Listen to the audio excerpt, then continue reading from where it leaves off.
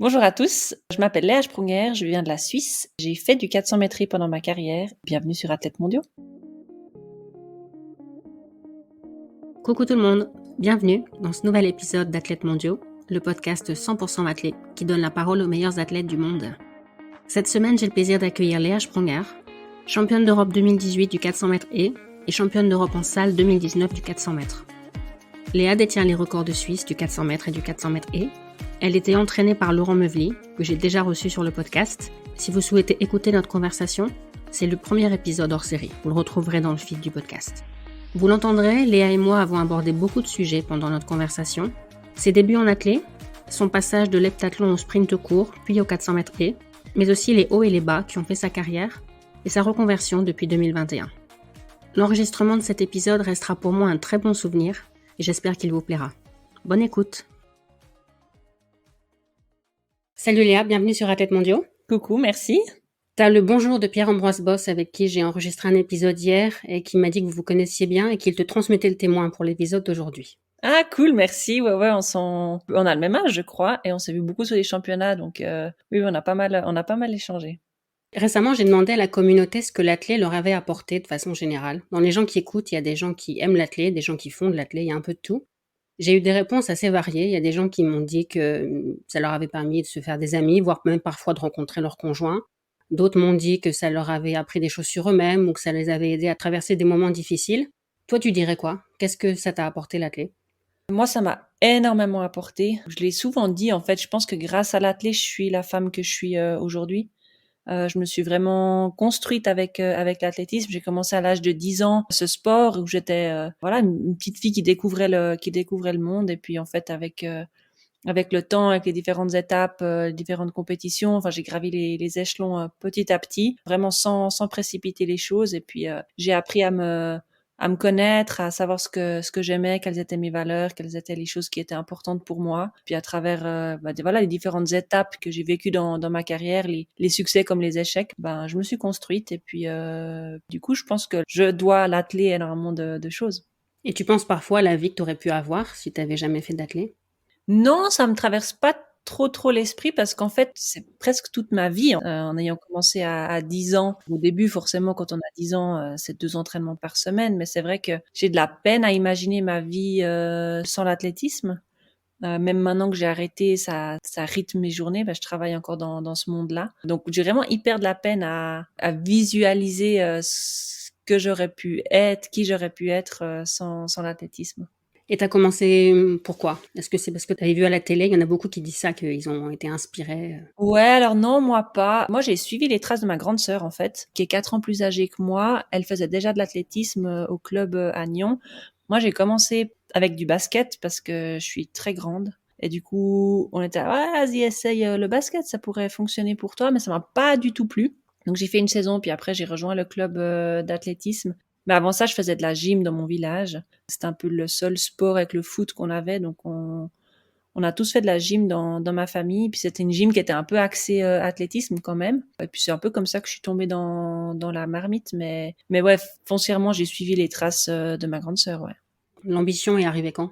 Ça, c'est vraiment une question que je me suis beaucoup posée. Je me suis dit, mais en fait, est-ce qu'il y a un jour où je me suis dit, ah bah tiens, j'ai ces ambitions-là? Mais en fait, la réponse c'est non, parce que, en fait, je faisais de l'athlétisme parce que j'adorais ce sport, j'adorais aller à l'entraînement parce que j'avais des copines, et puis que je passais du bon temps avec elles. Et puis, mon entraîneur de club, qui était mon premier entraîneur, c'est un prof de gym à l'école. C'était toujours très ludique. En fait, on se rendait pas compte qu'on était en train de travailler, donc je me rendais pas du tout compte des progrès que je faisais au fur et à mesure du temps. En fait, petit à petit, j'ai passé des championnats cantonaux, régionaux, nationaux, puis d'un coup, à l'âge de 17 ans, j'étais qualifiée pour mes premiers grands championnats internationaux, enfin, avec les U18 à l'époque. Et puis c'est là où gentiment, je me suis dit, ah, il y a quelque chose à faire. Mais même à cet âge-là, j'imaginais pas du tout pouvoir décrocher des médailles ou même aller aux Jeux Olympiques. Donc, en fait, jusqu'à ce que j'aille aux Jeux Olympiques de Londres en 2012, je vivais un peu saison par saison, puis je voyais J'étais ma catégorie d'âge, il y a ces championnats-là, j'essaye d'y aller et puis on verra, advienne que pourra. Puis après, forcément les choses s'accélèrent et puis ils commencent à avoir un peu une vision à un peu plus long terme. Et puis voilà, mais c'est vrai que j'ai jamais été la petite fille qui, à l'âge de 10-12 ans, rêvait d'aller aux Jeux Olympiques et puis c'était ma seule et unique voie. Donc ça s'est fait petit à petit. Et tes parents, ils étaient quel genre de parents avec ta sœur et toi? Les autres frères et sœurs faisaient du sport aussi? Ouais, ils ont fait du sport aussi. Alors pas du sport de haut niveau de compétition. Mon frère faisait du foot. Puis ma petite sœur, elle a fait pas mal de sports différents. Elle a fait du volley, elle a fait du tennis, elle a essayé un petit peu l'athlé. Donc en fait, on a toujours eu une éducation très sportive. Pour mes parents, c'était important qu'on fasse du sport, qu'on soit dehors et puis qu'on puisse ouais, faire du sport. Ils nous ont jamais poussés, ils nous ont jamais forcés à faire quoi que ce soit, mais ils étaient toujours là. Ils nous ont toujours soutenus. Ouais, c'était un peu ça le type d'éducation qu'on a eu. Je t'ai entendu dire dans une autre interview que le fait d'être 4 enfants, c'est ça, vous êtes 4, Mhm. ça t'avait inculqué certaines valeurs qui après avaient été un peu peut-être problématiques dans le sport de haut niveau parce que tu avais du mal à être égoïste.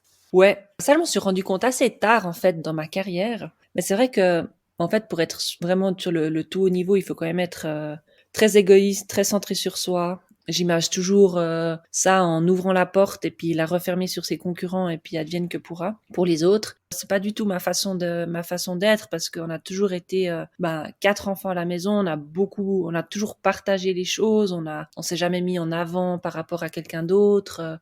Donc vraiment cette notion de partage et de faire passer l'autre avant en fait presque. C'est comme ça qu'on a grandi dans ma famille. Et du coup ce monde très professionnel exige que j'ai dû changer en fait cet état d'esprit là en fait, penser à soi et puis à personne d'autre. Alors toujours avec ses limites hein, mais c'est vrai que j'ai dû apprendre à accepter que parfois tu dois faire des choses sur la piste ou à l'entraînement qui, hors cet environnement-là, je l'aurais peut-être pas fait ou j'aurais peut-être pensé aux autres avant de penser à moi. Mais malheureusement, c'est quand même un monde de requins et ça, c'est quelque chose que j'ai vraiment dû énormément travailler. Ouais.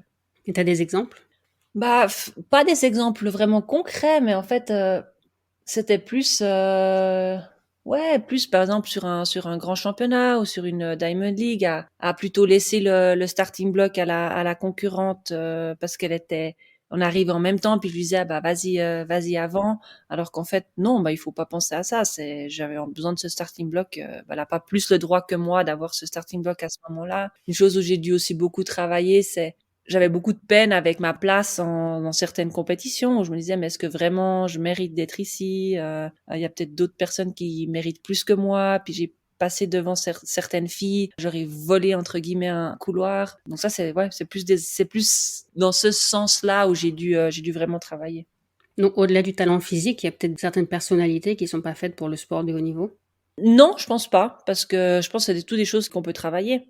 Une fois qu'on arrive à identifier ses points faibles, en fait, que ce soit physique, mental ou autre, une fois qu'on arrive à identifier ça, on peut travailler dessus. Et puis moi, j'ai beaucoup travaillé là-dessus avec ma coach mentale, puis elle m'expliquait que, voilà, c'est pas parce que tu es sur la piste comme ça qu'en fait, dans la vie, en dehors de l'athlétisme, tu dois avoir ce même état d'esprit. Donc, je pense que tout se travaille. Ok. Tu as commencé par les épreuves combinées, c'est ça? Ouais. En Suisse, vous appelez pas ça les épreuves combinées ici? Non, on appelle ça le concours multiple, ouais. Oui, j'ai appris ça avec Laurent.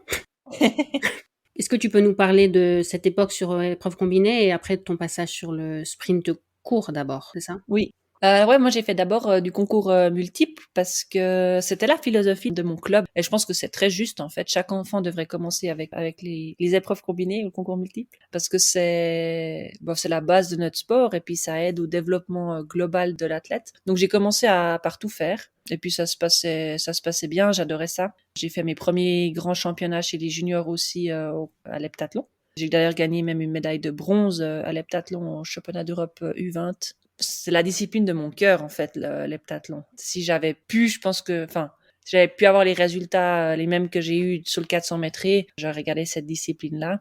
C'est toujours la discipline que je préfère aussi regarder en grand championnat parce elle est belle, elle est hyper complète, etc. Mais voilà, le problème chez moi, c'est que j'étais une athlète avec des points forts et des points faibles. Et vraiment des gros points faibles, surtout sur les deux dernières disciplines, le javelot et le 800 mètres où j'étais quand même très mauvaise. Et du coup, en fait, en 2012, j'étais devant un dilemme plus ou moins où c'était l'année des Jeux Olympiques et puis l'objectif c'était d'aller aux Jeux Olympiques. Et puis en mars 2012, après la saison indoor, je me suis rendu compte que au concours multiple, j'arriverais pas à me qualifier pour les Jeux de Londres. Donc là, je me suis assis avec mon entraîneur, Laurent Meuvely, et il m'a dit, bah voilà, on a deux choix. Soit tu restes dans ta discipline parce que c'est ce que t'aimes faire et puis c'est ta discipline de cœur, ou pour toi, c'est plus important d'aller aux Jeux Olympiques, indépendamment de la discipline dans laquelle tu es. Et le choix était assez facile à faire parce que alors oui, j'adore l'heptathlon, mais je préfère les grands championnats et puis le rêve de pouvoir aller aux Jeux Olympiques était quand même bien là. Et du coup, on a pris le pari risqué de changer de discipline en mars 2012, alors que les périodes de qualification s'arrêtaient en juin 2012.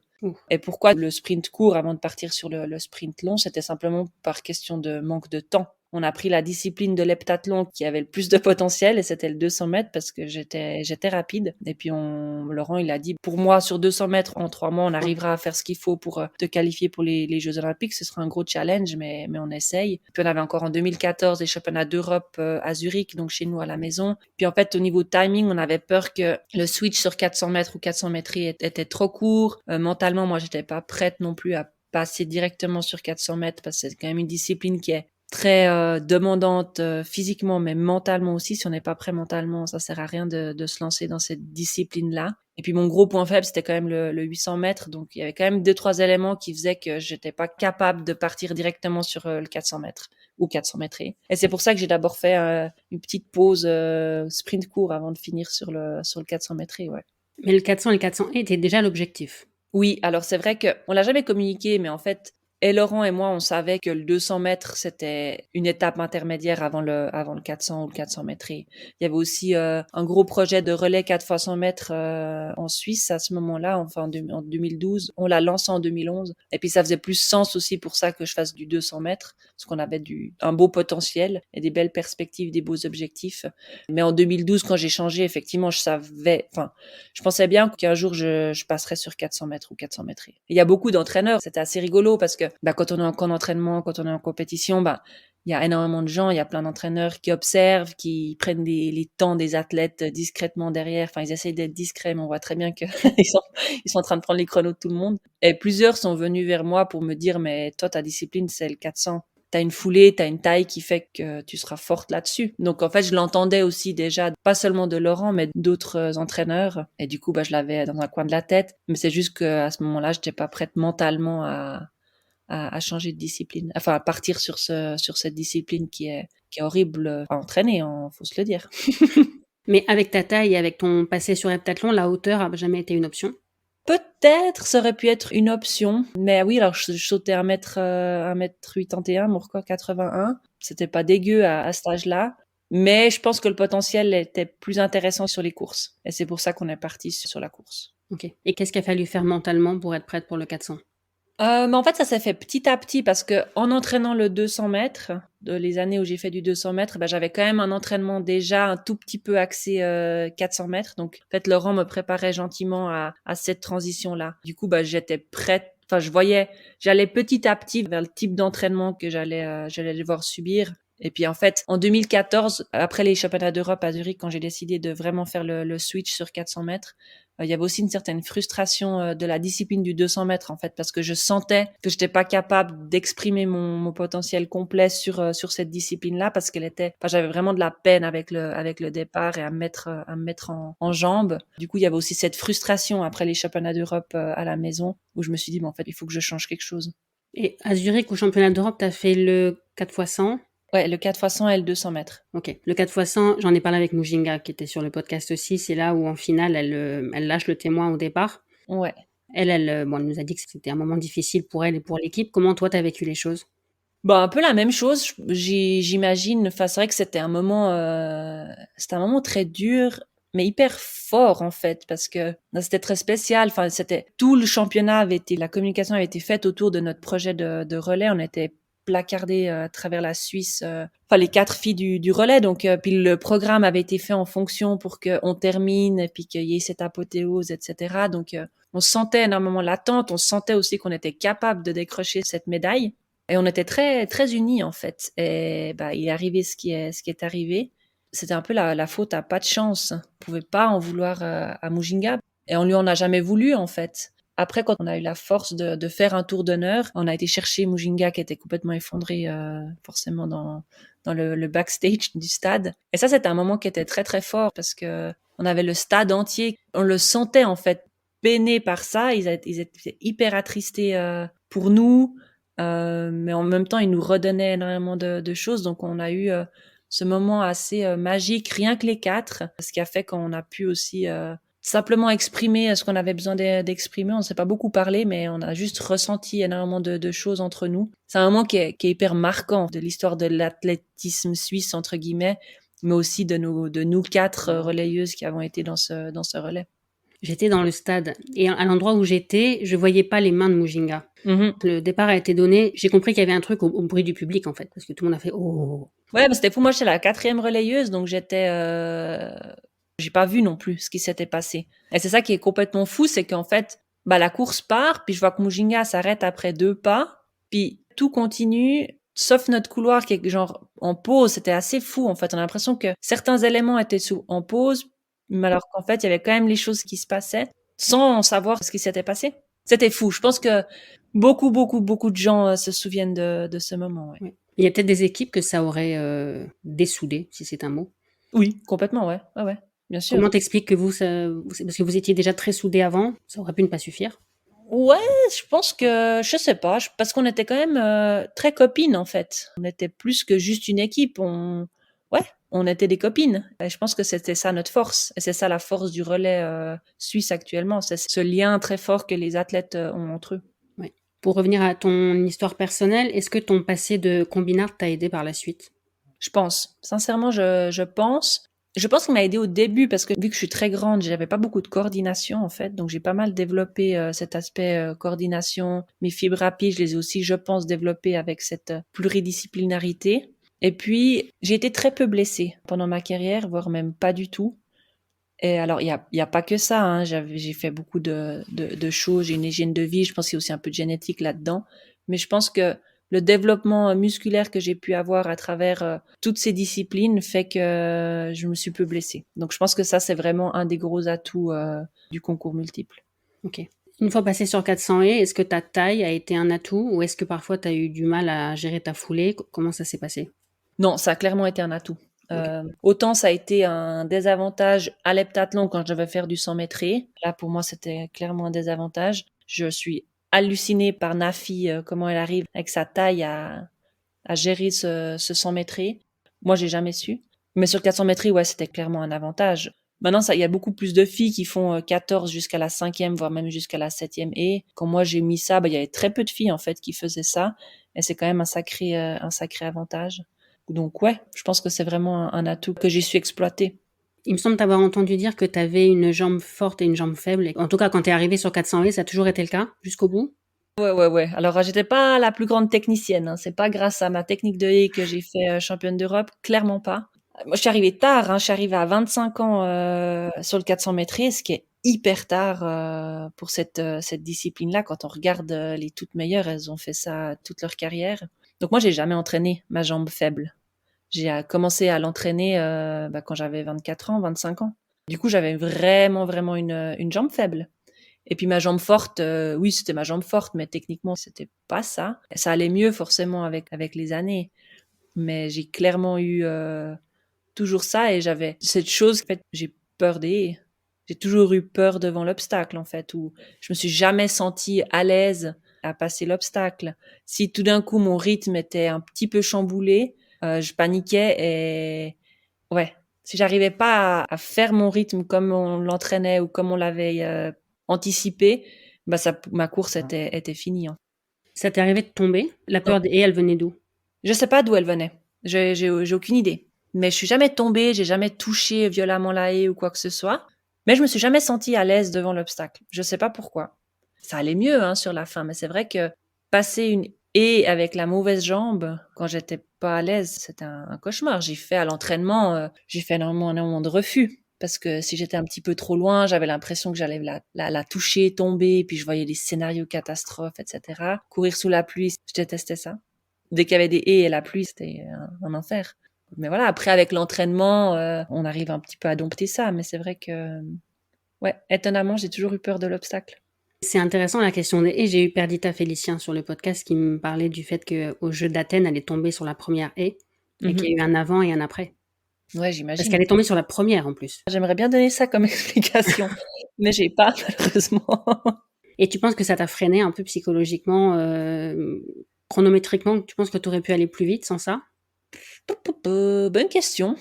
J'y ai jamais vraiment pensé. Non, je pense que ce qui m'a plus bloqué, c'est mon retard technique. Bah voilà, on arrive en si tard dans la discipline, bah en fait, on a dû prendre 2-3 shortcuts et puis on a plus focalisé sur l'endurance vitesse et la vitesse que la technique de franchissement. Et je pense que si j'avais pu être techniquement mieux, j'aurais peut-être pu gagner encore quelques dixièmes.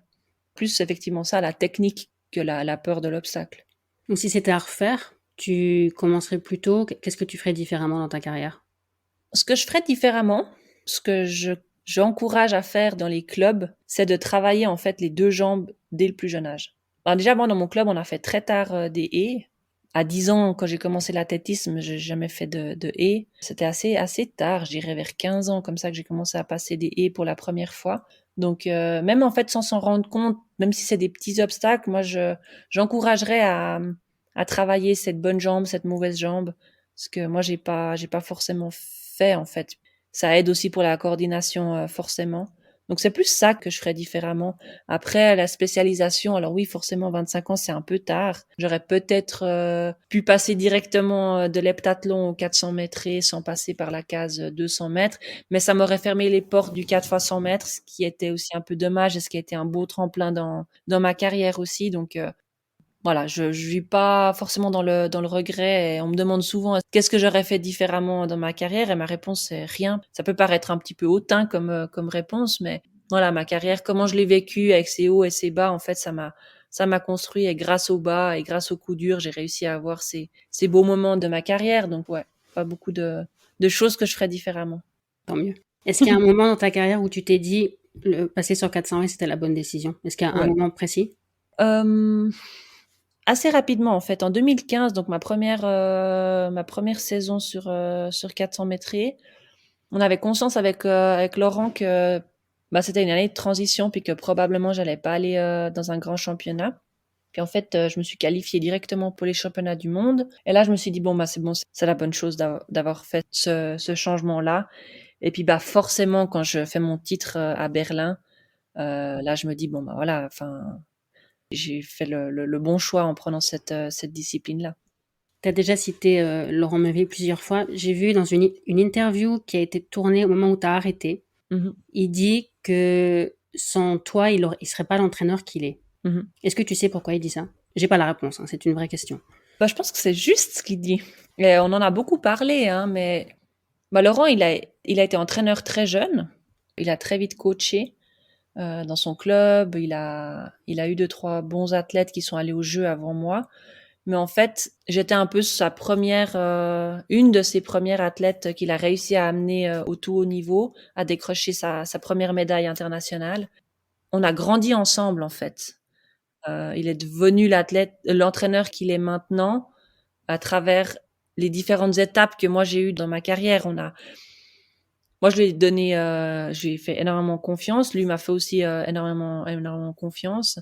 Et puis il a quand même mine de rien testé des choses sur moi, des méthodes d'entraînement, plutôt dans l'entraînement en fait, des techniques d'entraînement aussi, quand est-ce qu'on a j'ai mon pic de forme, etc. Que ce soit c'est des entraînements de musculation, etc. Il a dû apprendre et tester des choses avec moi. Des choses ont super bien marché, des choses ont moins bien marché. Des fois, j'ai eu mon pic de forme qui était pas au bon moment. C'est plus comme ça, en fait. Il a vu ce qui fonctionnait pas, puis en fait, il apprend chaque saison, puis après, il réplique ça sur les viennes ensuite. Et c'est ça qu'il entend par là, en fait.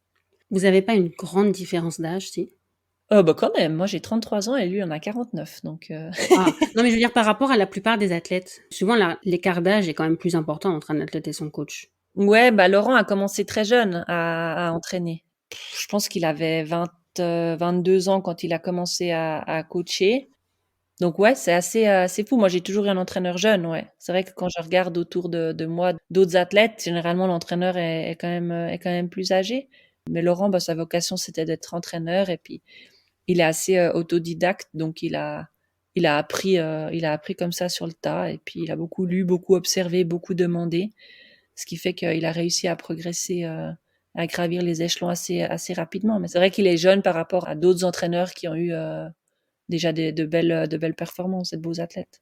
Et comment t'expliques que ça ait marché entre vous? Parce que la collaboration athlète-coach fonctionne pas toujours. Non, bien sûr. Puis il a eu des athlètes avec qui ça n'a pas fonctionné. Hein. Moi, j'ai eu des gens dans notre groupe d'entraînement parce que j'étais jamais seule avec lui. On avait toujours un groupe d'entraînement. Et puis ça n'a pas fonctionné avec tout le monde. Après, je pense que Laurent et moi, ça a fonctionné parce qu'on a peut-être la même vision de voir le sport, de vision de voir le sport de performance. On a toujours su parler, se dire les choses.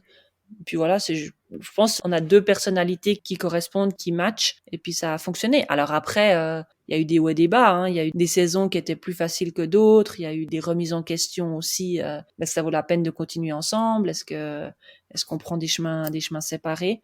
Mais en fait, enfin moi j'avais ce projet d'aller jusqu'à ce point-là avec Laurent, puis Laurent il avait ce projet d'aller jusque là avec moi, puis en fait à chaque fois ça, maintenant on n'a pas réussi, on n'a pas encore au bout de notre chemin, puis après on arrivait à se remettre sur la bonne voie. C'est ça qui est aussi joli, je pense, dans notre collaboration avec Laurent, c'est qu'il y a beaucoup d'athlètes qui changent beaucoup d'entraîneurs. Mais des athlètes qui ont cette longévité avec un entraîneur. Alors moi, je suis très fan de Spanovic, Vuleta, qui est avec le même entraîneur depuis toujours. Et puis ça marche. Et moi, je suis hyper contente et reconnaissante d'avoir pu vivre ça avec Laurent. On en voit qui changent d'entraîneur après un échec, mais parfois aussi après une réussite. Ouais, il y a plusieurs raisons de changer d'entraîneur, hein. Mais moi, j'ai jamais ressenti le besoin. Alors peut-être c'était aussi parce que j'avais peur du risque, parce que forcément, quand on change d'entraîneur, il y a un risque énorme de savoir est-ce que ça va fonctionner ou pas. La question avec Laurent s'est aussi posée quand lui il est parti en Hollande après mon titre de championne d'Europe. C'était est-ce que je le suis, est-ce que je le suis pas, est-ce qu'on part. Enfin, il y avait aussi la question est-ce que on part, est-ce que les deux partons en Hollande ou est-ce que les deux restons ici ou est-ce que toi tu pars puis moi je reste. Parce que là, bah voilà, moi, ça me faisait sortir vraiment de ma zone de confort, ça me faisait quitter mon cocon familial, mon nid ici à la maison. Donc là, je pense que c'était le moment le plus critique où est-ce que je reste avec lui ou pas. Mais finalement, bah voilà, j'ai pris un peu ce dernier challenge risqué parce que je savais pas si ça allait fonctionner. Alors, je savais que ça allait fonctionner parce que je restais avec le même entraîneur, donc je gardais cette stabilité-là. Mais est-ce que ça allait fonctionner le fait que bah, je quitte la Suisse pour aller vivre ailleurs? Alors je revenais toujours en Suisse, hein, mais voilà. Mais maintenant avec le recul, en fait, pour rien au monde, je ferais différemment parce que l'expérience que j'ai vécue en Hollande était juste incroyable. Qu'est-ce que ça t'a appris? Ça m'a ouvert les yeux en fait sur le professionnalisme dans le sport. En Suisse, on n'a pas du tout de centre de performance comme en France à l'INSEP par exemple. Ça, chez nous, ça n'existe pas. C'est très individuel. Chacun a sa petite structure, son petit groupe d'entraînement. Et puis, on fait pas du tout de synergie. Et en fait, en allant en Hollande, à Papendal, dans leur centre de performance, j'ai découvert ce que c'était le travail d'équipe en fait dans un sport individuel. Alors, j'ai toujours été dans un groupe d'entraînement et on tirait tous à la même corde, mais là en Hollande c'était fois 20 quoi. Il y a vraiment tous les meilleurs athlètes du pays qui s'entraînent sous le même toit. Il y a énormément de synergie entre les entraîneurs, entre les athlètes, entre les sports même. Et puis c'est ce professionnalisme qui est mis autour de l'athlète, où l'athlète, en fait, il doit penser à rien que s'entraîner. Alors qu'en Suisse, moi, j'étais maître de mon propre projet. C'est moi qui ai construit, entre guillemets, avec Laurent. Il m'a beaucoup aidé, mais ma structure, j'avais mon médecin, j'avais mon physio, mais c'était pas le même médecin et pas le même physio que d'autres gens de mon groupe d'entraînement. Tandis que là-bas, bah, tout est au même endroit et puis les athlètes doivent penser à rien. Est-ce que c'est que positif, ça? Bah, c'est ce que j'allais dire, en fait. Moi, j'ai beaucoup aimé en Suisse d'être maîtresse de mon projet parce que du coup, j'ai appris énormément de choses et j'ai développé aussi des compétences grâce à ça, en fait. J'ai été, en fait, ma propre chef d'entreprise, si je peux dire ça comme ça. C'est moi qui faisait mon time management. Je me suis beaucoup impliquée aussi avec tous les sponsors, etc. Donc oui, on développe tout ça, mais après si on pense vraiment purement que performance, je pense que le modèle Papendal est hyper intéressant. Ouais. Mais après il y a pas, enfin voilà, c'est toujours comment est-ce qu'on voit sa carrière? Est-ce que c'est vraiment purement performance ou est-ce que on essaye aussi de développer des compétences, de développer la personne qu'on veut être, etc. Je suis hyper contente et reconnaissante d'avoir pu expérimenter les deux. Et Laurent, il s'occupait principalement de ton entraînement, de ta prépa physique et technique, ou il faisait aussi d'autres choses? Il faisait principalement tout ce qui était lié à l'entraînement. Il faisait la planification de compétition et en fait, il avait un peu le rôle de manager. C'est hyper rare. Et en fait, en Suisse, au tout début que moi je commençais à avoir des résultats, il n'y a pas trop de managers en Suisse. C'est via des entraîneurs nationaux ou la fédération qu'on rentre dans les compétitions. On a la chance d'avoir 2 Diamond League aussi en Suisse, donc on a aussi des accès à travers les directeurs de meeting dans d'autres meetings. Maintenant, c'est en train de changer, hein. Il y a beaucoup plus de managers en Suisse. Mais à l'époque, ça se faisait pas. Puis du coup, moi, j'ai travaillé avec Laurent. Lui, il a proposé de faire ça. Il aimait bien aussi parce qu'en fait, ça lui permettait d'avoir la vision globale de mon projet, entre guillemets, hein, mais c'est l'entraîneur qui sait quand l'entraînement est important, quelles sont les phases d'entraînement qui sont importantes, et du coup, ben, quand est-ce qu'il faut avoir les compétitions, quand est-ce que je peux allouer du temps aux sponsors, etc. Ça, il faisait beaucoup. Ce qu'il a jamais fait, c'est l'aspect mental. Ok. Là, j'avais vraiment une coach mentale féminine, parce que j'avais un entourage qui était très masculin, avec mon médecin, mon physio, Laurent. C'était tous des hommes, et j'avais besoin que ma coach mentale soit une femme. Pourquoi il fallait que ce soit une femme? Bah parce que j'avais besoin d'une approche aussi un peu plus féminine en fait, dans un monde qui est quand même très masculin, le monde du sport. Même si on a un sport, l'athlétisme avec beaucoup de chance, qui est hyper égalitaire, enfin qui est Ouais. complètement égalitaire. Mais dès qu'on va dans l'administration, dans le coaching, etc., c'est très masculin. Ouais. J'avais besoin de peut-être un peu de cette sensibilité féminine, d'avoir un peu une autre vision. J'ai l'impression que je parle peut-être pas la même chose avec si ça avait été une coach mentale féminine ou un coach mental masculin. Ok. Et du coup, c'était cette touche féminine que je voulais dans mon entourage. Ok. Donc, tu as fait les Jeux de Londres sur 4x100 et après Mhm. les Jeux de Rio sur 400 haies. J'ai cru comprendre que tu avais beaucoup appris des Jeux de Rio, qui se sont pas Mhm. passés comme tu aurais voulu. Est-ce que tu peux nous en parler un peu? Alors, j'ai jamais été grande copine avec les Jeux Olympiques. Moi, j'ai jamais vraiment réussi à performer comme je voulais là-bas. Mais Rio, c'est très compliqué, ouais. Je suis arrivée à Rio avec la médaille de bronze autour du cou au championnat d'Europe.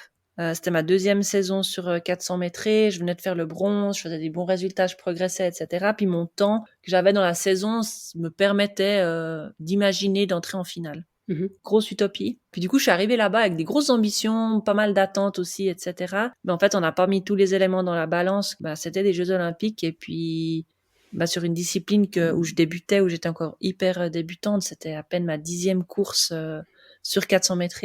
Et en fait, il y a rien qui a joué quand je suis arrivée à Rio. Je me suis jamais acclimatée au décalage horaire. C'est pas la première fois, mais j'étais pas habituée à ce gros décalage horaire. On était dans l'hémisphère sud, donc on était complètement décalé. La nuit tombait hyper tôt. Enfin, j'ai jamais réussi à me mettre dans le rythme. Et je me suis chopé le couloir 1 en série, ce que je détestais, parce que j'étais encore pas du tout à l'aise sur cette discipline-là. Enfin, j'étais encore en train d'apprendre énormément de choses. Puis par ma taille, le couloir 1, c'est quand même pas un cadeau.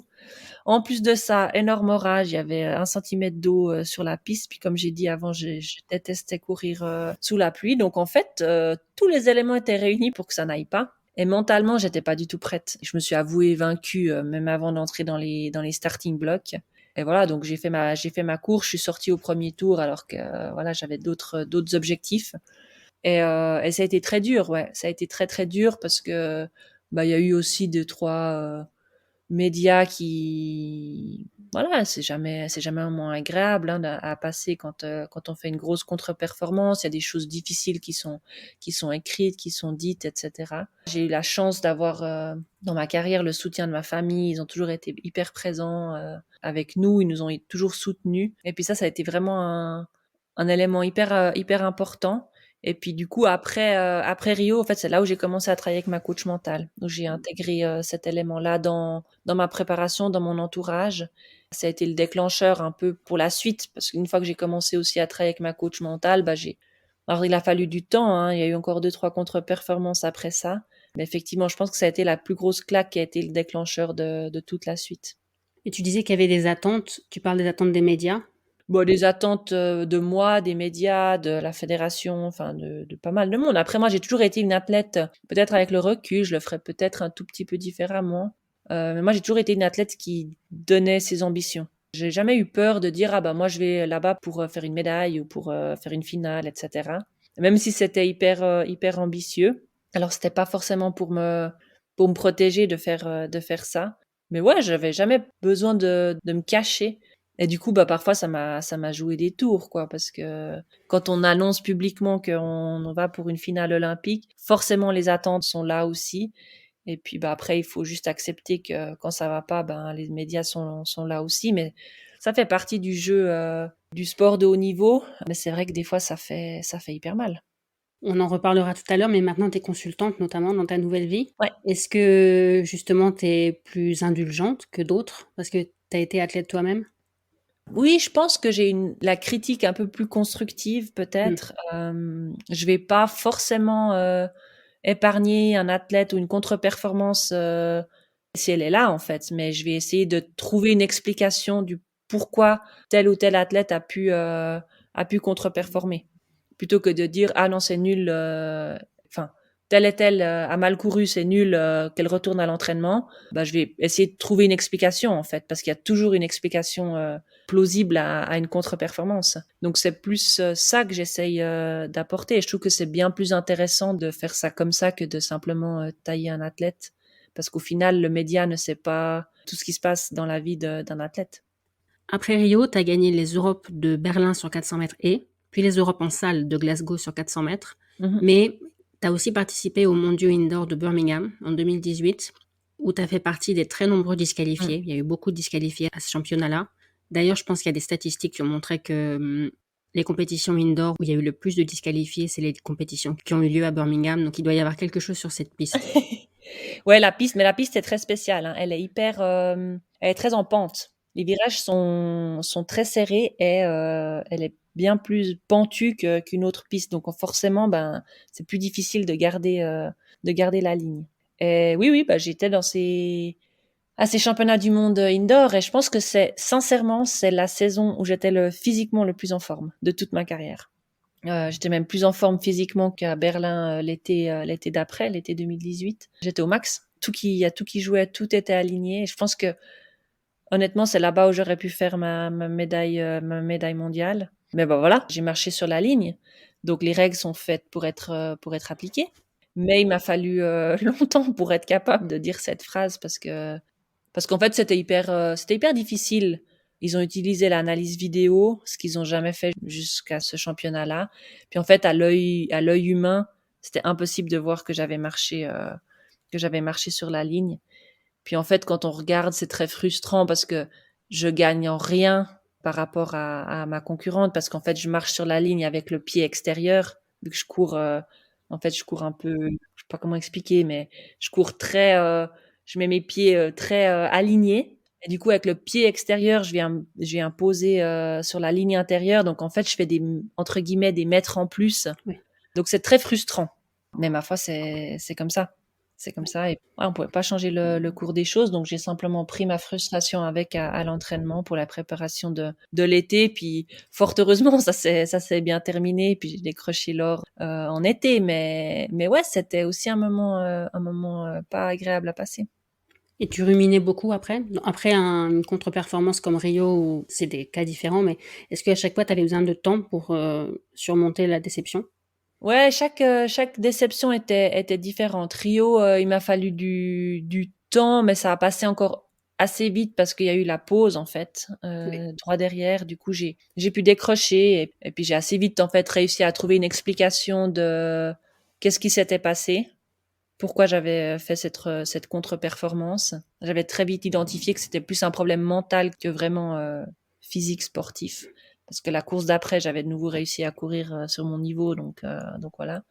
Après, la plus grosse contre-performance que j'ai eue, qui a suivi Rio, c'était les championnats d'Europe à Belgrade, où là, j'étais favorite indoor. J'étais favorite sur 400 mètres, puis je gagnais en fait tout assez haut la main sur le circuit indoor. Je gagne mes séries et mes demi-finales aussi assez facilement. Puis en fait, bah, en finale, j'ai un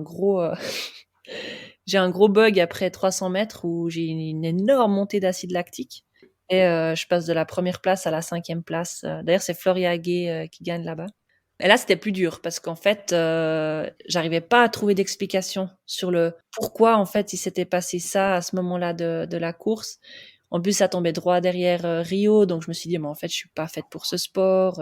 Je suis une fille d'entraînement et de compétition, mais pas de championnat. Enfin, beaucoup de remises en question. Donc là, c'était la plus dure, le moment le plus dur où là, il m'a fallu vraiment le plus de temps pour pouvoir rebondir et ouais, vraiment prendre conscience que j'avais encore du potentiel puis que j'étais capable de faire de belles choses.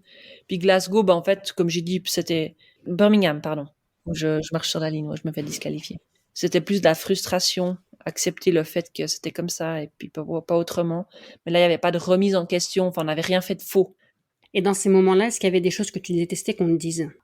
Ouais, mais pas forcément dans les grosses déceptions, mais souvent, une phrase que je détestais, c'était ouais, mais c'était joli comme tu courais. Oui, mais en fait, je m'en fous, en fait. Je préfère courir hyper moche puis gagner que courir hyper jolie puis faire dernière. Donc, ça, c'est une fois. Puis souvent, mais c'est gentil. Les gens, ils veulent essayer. Mais ça, c'est quelque chose qui m'a beaucoup énervée. Ouais. Est-ce qu'à l'inverse, il y avait des phrases qui t'aidaient? C'est Laurent qui arrivait souvent le plus à m'aider. Alors après, ma famille et mon mari, du coup, maintenant, c'est mon mari. À l'époque, c'était pas mon mari, mais eux, ils m'ont beaucoup aidé, pas avec des phrases type ou quoi que ce soit, mais plus en fait en parlant d'autres choses, en me faisant penser à tout sauf à l'athlétisme. Ça m'a énormément aidé. Et puis Laurent, bah lui, c'était plus son rôle d'essayer de remonter le moral et puis de trouver des explications, etc. Il y a une ou deux fois où il m'a dit, mais en fait, là, on n'a juste pas fini. Enfin, moi, je vois le potentiel en toi, je vois où on peut aller. Il faut juste qu'on arrive à mettre les pièces du puzzle ensemble et puis ça ira. Et ça, c'est les phrases qui sont les plus importantes, en fait. De se sentir soutenu et puis de sentir que ton entraîneur a confiance en toi, a confiance en le projet, et puis qu'on n'a pas arrivé encore au bout du chemin. Et ça, c'est hyper important. Ouais. Tu as fait beaucoup de visualisation aussi, non? Je le faisais moi, avant les cours, je visualisais beaucoup, beaucoup ma course, mais j'ai pas fait avec l'aide de quelqu'un. Ok. Et tu visualisais quoi? Tu visualisais l'arrivée sur le stade? Tu visualisais quoi? Je visualisais tout. Je visualisais, ça dépendait un peu des moments, de ce que j'avais besoin. Ça pouvait être l'arrivée au stade d'échauffement, ça pouvait être l'entrée sur le stade, ça pouvait être juste mon départ première haie, comme ça pouvait être ma course en complet, ça pouvait être seulement des éléments de course, enfin mon changement de rythme de la 5e à la 6e haie, par exemple. Ça dépendait un petit peu de ce que j'avais besoin sur le moment. Et toujours en étant à ta place. Ou parfois c'était aussi un regard extérieur. Je sais pas si la Non, question. majoritairement, c'était un regard extérieur. Ok. Et ça t'aide Ah quand ouais. même. Ça t'aidait quand même. Ouais, ça m'aidait quand même, ouais. J'avais vraiment énormément travaillé pour avoir le regard de moi sur la piste qui courait. Souvent, dans la grande majorité des cas, effectivement, c'était... en fait, je me voyais... J'avais une vue plongeante du stade, mais il y avait que moi, en fait, qui courait. Mais je me voyais depuis en haut, ouais. Intéressant. En gagnant les Europes de Berlin, tu es devenue la première Suissesse championne d'Europe. Ouais, En athlée. Je suppose que c'est en athlée. ouais, ouais. Ouais. Est-ce que c'est ça ton meilleur souvenir? Oui, sportivement, enfin, d'un point de vue performance, oui, c'est mon plus beau souvenir. C'était fou. C'était fou, surtout bah, dans le stade à Berlin, il est quand même assez mythique, hein. Ouais. Donc ouais, j'avais toute ma famille qui était là, j'ai des amis qui avaient fait le déplacement aussi. Ouais, émotionnellement parlant, c'était complètement, complètement fou, quoi. Beaucoup de gens me demandaient, en fait, c'est marrant parce que à la fin, en fait, j'hurle.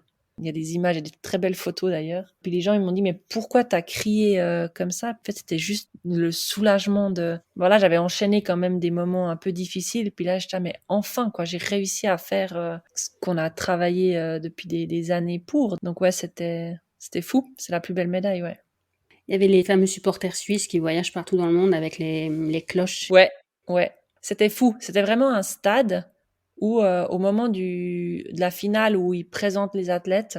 Généralement, à ce moment-là, quand ils donnent mon nom dans une compétition, j'essaye simplement d'ouvrir la bulle, prendre l'énergie et puis refermer ma bulle. Puis du coup, je regarde un petit peu ce qui se passe dans le public et il y avait des drapeaux suisses absolument partout. Et puis effectivement, bah, généralement, nos fans se déplacent avec les cloches, hein, le joli cliché suisse. Mais du coup, c'est hyper agréable pour l'athlète parce qu'on sent vraiment que le public est là, le public suisse est là.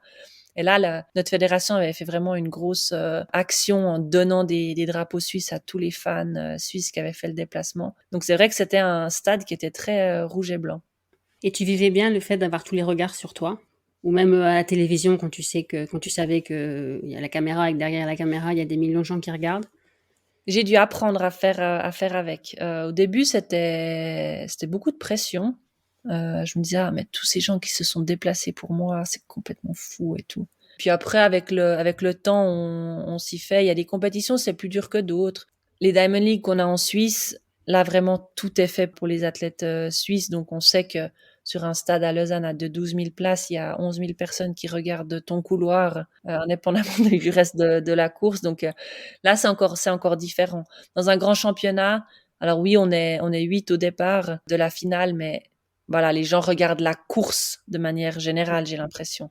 En tout cas, c'est comme ça que moi je me rassurais. Mais c'est pas facile à gérer, ouais, forcément. Et les présentations des athlètes maintenant, je sais pas si sur 400 mètres, vous avez parfois eu les lumières qui s'éteignent et un couloir Non, allumé? on Non, n'a c'est jamais sur eu. 100 mètres, ça. Ouais, ouais, T'aurais ouais. aimé l'avoir ou t'es contente de ne pas l'avoir eu? Non, j'aurais bien aimé la voir une fois pour voir, pour expérimenter en fait tout ça. J'en ai parlé un petit peu avec Ayla Del Ponte qui était dans mon groupe d'entraînement, qui l'a eu du coup à la finale du 100 mètres à Tokyo. Puis elle dit c'est fou, mais en fait c'est quelque chose qu'il faut savoir gérer parce que du coup on rentre beaucoup plus tôt sur le stade. Il y a cet effet lumière où il fait nuit, tout d'un coup il fait jour, donc il faut se réadapter un petit peu la lumière, etc.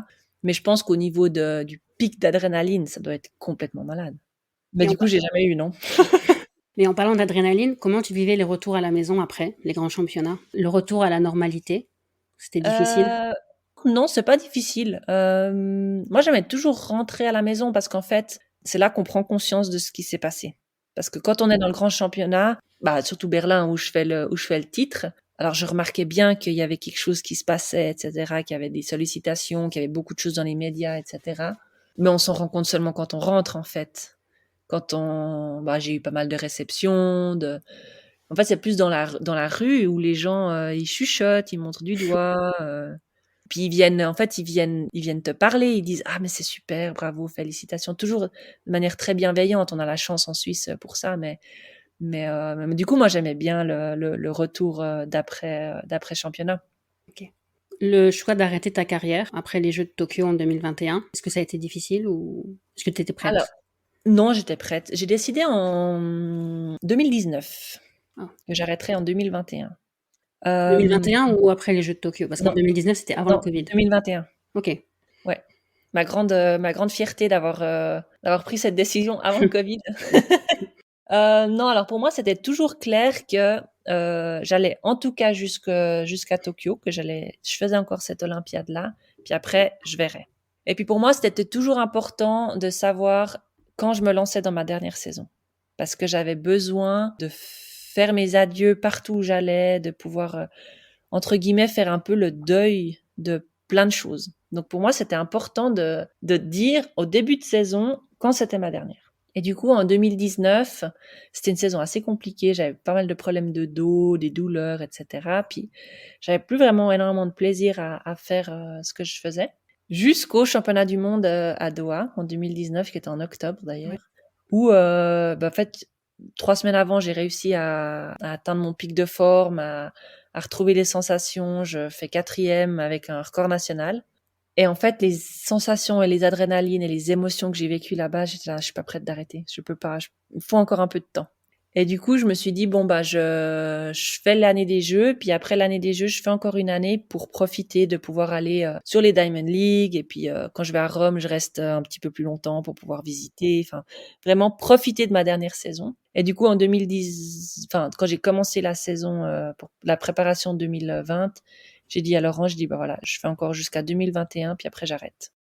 Et c'était, la meilleure décision que j'ai pu faire à ce moment-là parce que du coup, bah, avec la pandémie et cetera, bah, j'ai pas eu, entre guillemets, «besoin» de dire: «Ah bah, du coup, je continue encore une Mmh. année parce que je vais aller jusqu'aux Jeux olympiques». Donc je pense que mentalement, ça, c'était top. Puis voilà, en 2021, quand j'ai arrêté, non, j'étais prête. J'étais prête et du coup, ça m'a permis aussi d'avoir ces 2 ans pour préparer mon après-carrière, pour, comprendre ce que je voulais, discuter aussi avec 2-3 employeurs potentiels, pour préparer en fait, ça. Parce qu'en fait, on néglige complètement l'après-carrière. On se rend pas compte de la dureté de ce moment-là. Parce qu'en fait, du jour au lendemain, on n'est plus personne. et on n'a plus d'entrée d'argent et on n'est plus personne, c'est un peu dur comme terme, mais en fait, on n'est plus intéressant. Tu l'as Parce vraiment que senti, ça? oui et non, parce qu'en fait, j'ai réussi à développer un peu ma notoriété dans ma région. Je suis malgré moi une personnalité publique. Du coup, j'ai quand même été passablement sollicitée encore sur certains événements. Je suis encore beaucoup sollicitée pour donner des conférences de par mon statut d'athlète professionnel, etc. Donc, j'arrive un petit peu à capitaliser sur ma vie d'avant. Mais ouais, c'est assez spécial en fait parce que les sponsors, c'est ça que je trouvais presque le plus dur. J'en ai un ou deux qui ont continué, avec qui j'ai gardé des bons contacts, mais en fait, du jour au lendemain, on n'est plus personne. Et puis, il y en a d'autres qui sont plus intéressants. Et puis, au 31 décembre, on n'a plus d'entrée d'argent. Et moi, je peux comprendre qu'il y a beaucoup d'athlètes qui font des burn-out, en fait, parce qu'on n'est pas simplement pas préparé à tout ça.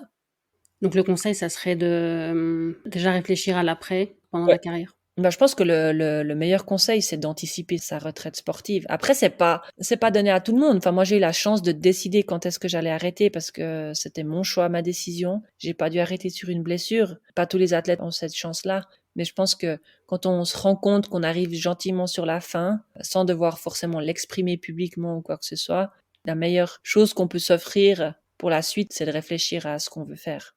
Et puis pas espérer que les choses vont nous tomber dessus. Ouais. Ouais, les opportunités vont arriver. Il faut créer les opportunités et puis c'est-à-dire sa chance quand elle est là. C'est pour ça que tu as voulu reprendre tes études? Ça c'est rigolo parce qu'en fait dans mon plan d'après-carrière, j'avais tout sauf des études. J'avais ces études que j'ai faites là qui m'intéressaient mais elles étaient hyper chères. Puis je voyais pas forcément la valeur ajoutée. Enfin, c'est une formation qui coûte 30 000 francs. J'étais est-ce que mais les 30 000 francs que je vais investir là-dedans vont être est-ce que j'aurai un retour sur investissement à cette hauteur-là? Pour moi, la réponse était non, donc j'avais mis entre parenthèses. Puis en fait, j'ai reçu une bourse d'études pour pouvoir quand même suivre cette formation-là. Et du coup, j'ai sauté sur l'opportunité et c'était cool, c'était bien parce qu'en fait, ça m'a permis aussi de, ouvrir un petit peu mon champ de vision de sport parce que c'était administration sportive dans un sens large. L'avantage de Lausanne, c'est qu'on a plus de 40 ou 50 fédérations internationales. On a le CIO qui est ici, donc c'est hyper riche d'un point de vue sportif. Donc ça m'a ouvert l'esprit sur plein de choses, sur d'autres sports, sur comment est-ce que c'est fait ailleurs, comprendre comment fonctionnait l'administration sportive aussi, surtout parce que en tant qu'athlète, on se rend pas vraiment compte de tout ça. Puis ça m'a fait faire une transition assez tranquille en fait, où je suis rentrée dans un monde que j'avais dû mettre de côté parce que j'arrivais pas à combiner études et sport, puis retourner un peu sur les bancs d'école, retrouver des nouveaux copains d'école, c'était une belle expérience. Ça t'aide maintenant que tu travailles pour le meeting Athletissima à Lausanne? Ouais, ça m'aide un petit peu, forcément. J'aurais pu m'en sortir sans avoir fait ces études Ok. dans le travail où je suis maintenant. Après, ça m'a appris à travailler en équipe parce qu'on a dû faire des travaux d'équipe et puis on a un sport individuel donc de nouveau très centré sur soi, son propre projet, maître de son projet. Puis avec les études, j'ai dû apprendre à travailler avec d'autres gens qui ont d'autres idées, d'autres visions, des cultures aussi différentes, donc des façons de faire qui sont différentes, pas juste, pas faux, mais pour ça, ça m'a ouvert l'esprit et ça m'a permis aussi d'avoir un sens peut-être un petit peu plus critique sur certaines choses. Donc oui, je prends certaines choses pour Athletissima, mais pas tout. Après, ça m'aide. Je suis aussi président de la commission des athlètes chez European Athletics, ce qui fait que je siège au council. Du coup, je dois comprendre comment fonctionne l'administration, l'organisation, la fédération internationale. Et puis là, les études sont peut-être plus importantes parce que j'ai un peu mieux compris le système, ouais. Je voulais qu'on parle justement de ton travail dans les commissions des athlètes, donc au niveau européen et mondial. Oui, Il y a une élection, c'est ça? Il faut être ouais, il y élu. a une élection, ouais. Pourquoi Mhm. tu as voulu te présenter et puis en quoi consiste le travail exactement maintenant? Alors, en fait, on m'a demandé de me présenter. European Athletics m'ont approché pour que je me mette sur la liste. Ils trouvaient que j'avais un bon profil et puis que je pouvais apporter quelque chose éventuellement dans ce comité. Et du coup, je me suis dit, en fait, ouais, c'est une bonne occasion de défendre la voix des athlètes, parce qu'on doit être entendu et puis on est quand même le cœur du sport. Et puis, j'avais du coup aussi un peu de temps à disposition et ça me mettait aussi un pied dans ce monde-là, ça me permettait aussi de garder un pied dans ce monde-là. Du coup, c'est comme ça que j'ai atterri là.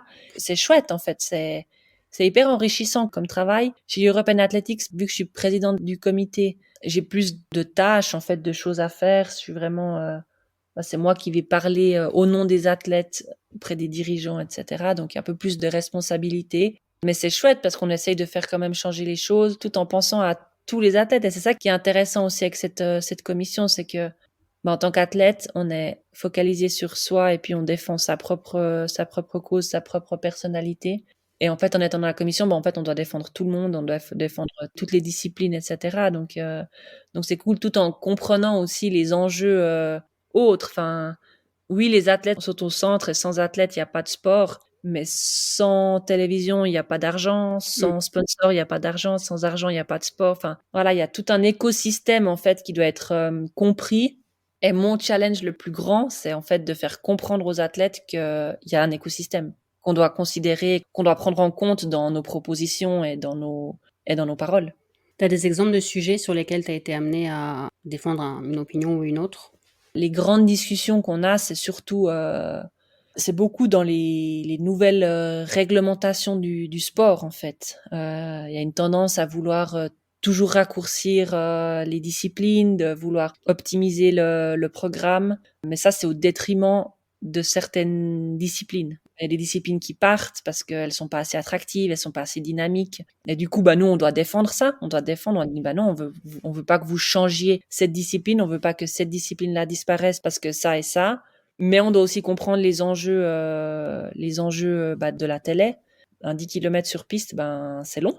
On vit dans un monde où tout passe vite, tout doit avoir lieu dans un claquement de doigts. Donc, comment est-ce qu'on fait pour dynamiser tout ça? Et du coup, ça apporte des discussions intéressantes parce qu'on peut. En fait, nous, les athlètes, on est presque les puristes, en fait, à vouloir pas changer parce qu'on a toujours vécu ça, puis ça a toujours fonctionné, puis c'est ça qu'on aime. Ouais.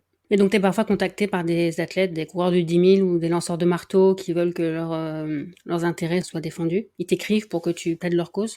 C'est ça la grosse difficulté, en fait, avec cette commission, c'est que on n'est pas très, très connus. Donc, en fait, les athlètes rarement nous adressent leurs problèmes. Donc, nous, notre travail maintenant, notre mission qu'on a sur les 3 prochaines années, c'est de justement créer cette communauté d'athlètes pour que nous, on puisse aller auprès des athlètes puis dire, voilà, on a besoin de contacter les sprinters parce qu'il y a par exemple, typiquement, il y a cette règle au championnat d'Europe où les 12 meilleurs n'ont pas besoin de faire les qualifications, mais vont directement en demi-finale. Est-ce que oui ou non, c'est une règle qui est correcte, qui est fair play? Donc, notre mission actuellement, c'est de pouvoir avoir une base de données qui dit, OK, je sélectionne tous les sprinters, je fais un questionnaire, et puis basé sur ça, en fait, on a du poids envers les organisations, les fédérations internationales pour dire, en fait, non, vous voyez bien, les athlètes, ils préféraient ça plutôt que ça. Donc, on est rarement contacté directement par un seul athlète ou un seul groupe d'athlètes, mais c'est plus nous, en fait, proactivement qui devons. Moi, en entendant les choses, en étant au council, j'ai des tendances, en fait, de ce qui est en train d'être discuté et en train d'être fait. Puis du coup, moi, mon rôle, c'est d'avoir l'avis de toute la communauté des athlètes. Donc, proactivement, je dois aller chercher. C'est aussi moi qui veux véhiculer la voix juste de l'athlète, parce que moi, j'ai mon avis peut-être sur cette règle du sprint ou bien sur une nouvelle réglementation du saut en hauteur ou je ne sais quoi. Mais en fait, c'est juste ma voix. C'est pas la voix de toute la communauté des athlètes. Avec ces commissions, vous pouvez vraiment faire changer les choses?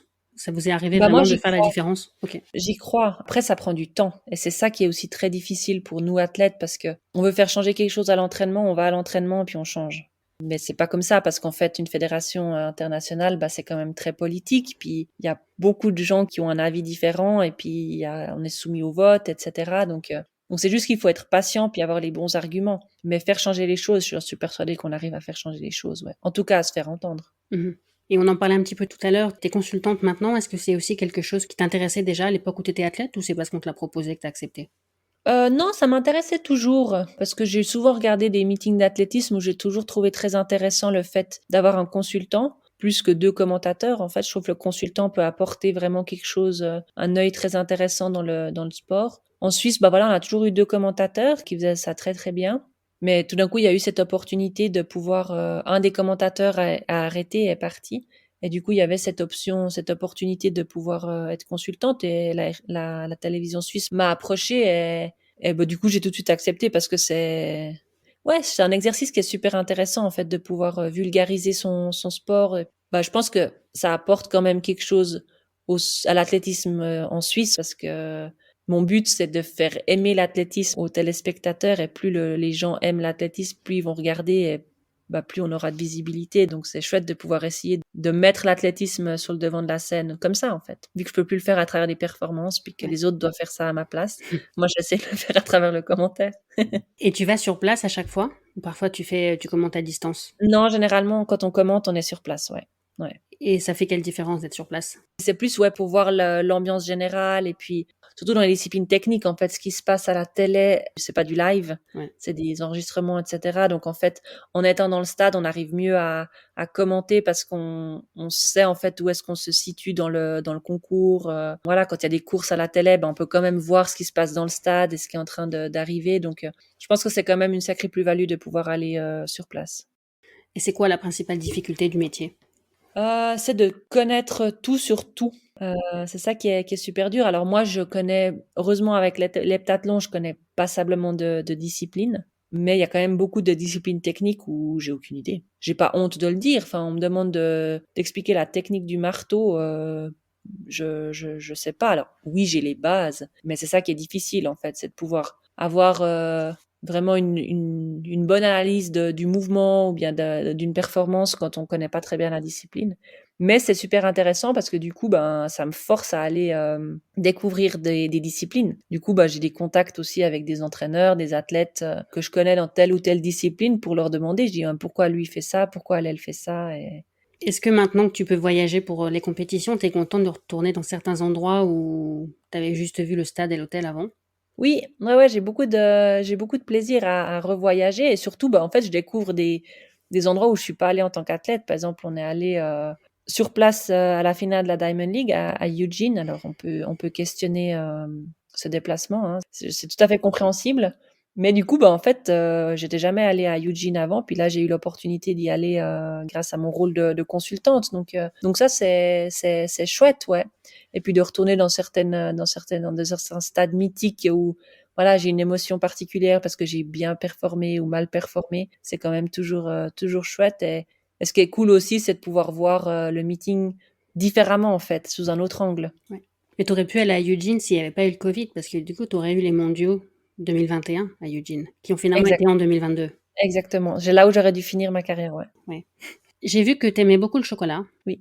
Si les gens qui écoutent veulent te faire plaisir et veulent t'offrir du chocolat, ils doivent t'offrir quoi? Le caillé lait noisette, c'est mon préféré. Ou de chocolat Ovomaltine. J'y connais rien, c'est du chocolat suisse ou c'est pas suisse ça? Ah oui, forcément c'est du suisse. Pardon. Et tu voyageais avec ton chocolat pendant ta carrière, non, c'est pas ça? Pas tout le temps, mais généralement en grand championnat, j'avais toujours une ou deux plaques dans le sac à dos pour après. Même si en fait pendant ma carrière, j'ai jamais arrêté de manger du chocolat pendant que j'étais athlète, hein. J'en mangeais presque plus pendant que j'étais athlète que j'en mange maintenant. Mais oui, je prenais toujours une petite plaque avec moi. Il me reste 2 petites questions. Qu'est-ce que tu dirais à la petite Léa qui a commencé l'athlé? Ça en vaut la peine, vas-y. T'en doutais à l'époque quand t'étais petite? Parfois tu te demandais pourquoi tu t'entraînais si dur, quoique ça devait pas être si dur que ça à l'époque. Non, c'était pas si dur, mais plus en fait, voilà, quand les copains sortent, puis pour rentrer à la maison parce que le lendemain il y a entraînement, forcément il y a un petit peu des questionnements sur, en fait, je pourrais prendre l'autre chemin aussi, ça pourrait être chouette aussi. Mais effectivement, non, à refaire, je referais pareil, donc faut y aller. Et la question que je pose à tout le monde, ce que j'aime le plus dans l'athlé, c'est son côté universel, d'où le nom d'athlète mondiaux. Qu'est-ce que toi t'aimes le plus dans l'athlé? Son accessibilité, ouais. Le fait que c'est vraiment pour tous en fait. Tout le monde peut faire de l'athlétisme et c'est ça qui est magnifique. Ouais. Tu veux ajouter quelque chose? Non, je crois qu'on a fait un joli tour. Merci pour ton temps, je sais que tu es très occupée, donc j'apprécie d'autant plus que tu aies pris le temps. Et puis, bonne continuation pour la suite. Merci, à tout bientôt. Merci Léa d'avoir accepté mon invitation. Et merci à vous d'avoir écouté l'épisode jusqu'au bout. S'il vous a plu, c'est le moment de laisser 5 étoiles et un commentaire sur Spotify et Apple Podcast. Vous pouvez également me proposer des invités et soutenir le podcast via les liens disponibles dans les notes.